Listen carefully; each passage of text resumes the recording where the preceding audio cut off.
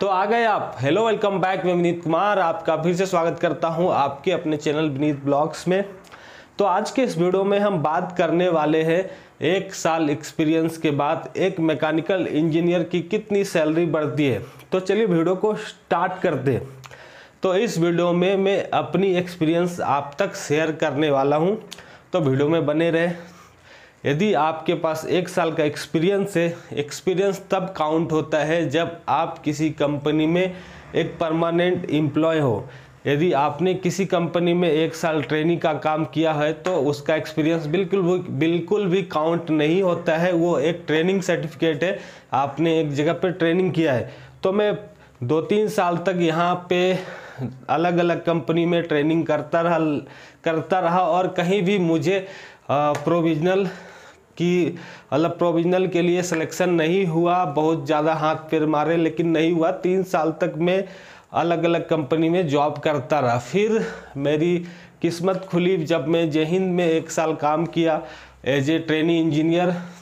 तो उसके बाद फिर उन्होंने मुझे प्रोविजन का चांस मिला वहाँ पे 6 महीने का। वहाँ पे मैंने 6 महीने निकाले।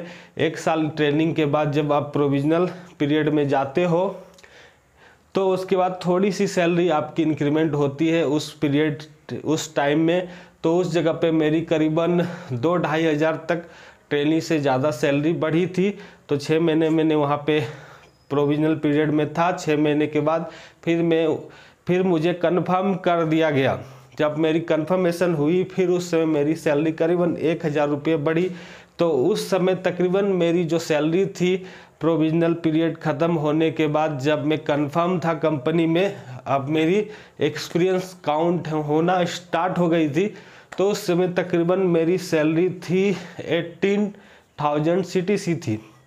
तो उसके बाद 1 साल के अंदर कुछ तो गवर्नमेंट का रूल आया था, जितने भी LTD कंपनी के एम्प्लॉय थे उनकी जो बेसिक सैलरी थी 15,000 तक होनी चाहिए।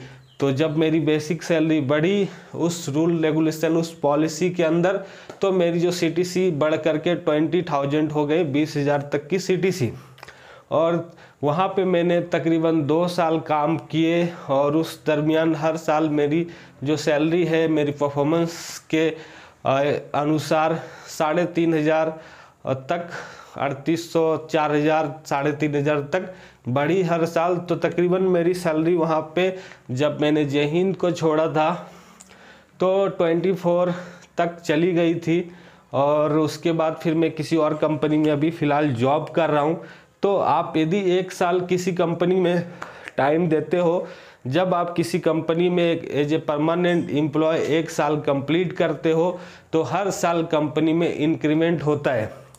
तो इसमें देखा जाता है आपने कितना छुट्टी ली है, मतलब आप कितना प्रेजेंट हो उस कंपनी में, आपने परफॉर्मेंस, यदि आप प्रोडक्शन फील्ड में हो तो आपने कितना परफॉर्मेंस अचीवमेंट किया है, आपने काइजन कितना किया है, आपके रिलेशन कैसे है आपके डिपार्टमेंट में, आपकी कम्युनिकेशन स्किल कैसी है, आप कितने जिम्मेदार हो, ये सब बहुत कुछ देखा जाता है। और थोड़ा सेटिंग वेटिंग भी काम करता है।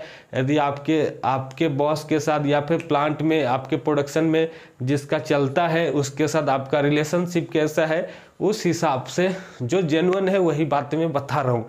ठीक है, बॉस कौन है, डिपार्टमेंट में हेड कौन है, किसकी चलती है, उसके साथ यदि आपके रिलेशनशिप बहुत अच्छे हैं तो यदि आपका परफॉर्मेंस थोड़ी बहुत भी बेकार है तो कोई मायने नहीं रखता। लेकिन आपकी परफॉर्मेंस बहुत ज़्यादा अच्छी है और आपके रिलेशन बहुत ख़राब है आपके सीनियर के साथ या फिर जो हेड है जिनकी आपके डिपार्टमेंट में बहुत ज़्यादा चलती है, तो फिर आपकी इंक्रीमेंट तो आप समझ सकते हो लग जाती है।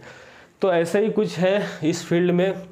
बाकी बहुत कुछ है यहाँ पे देखने को, जानने को। यदि आपको हमारा वीडियो अच्छा लगता है, हमारा प्रयास आपको अच्छा लगता है तो इस वीडियो को जरूर लाइक करें। यदि आप हमारे चैनल में नए हो तो हमें ज़रूर सब्सक्राइब करें। चलिए फिर मिलते हैं किसी और नए वीडियो में, तब तक के लिए हमें इजाज़त दें।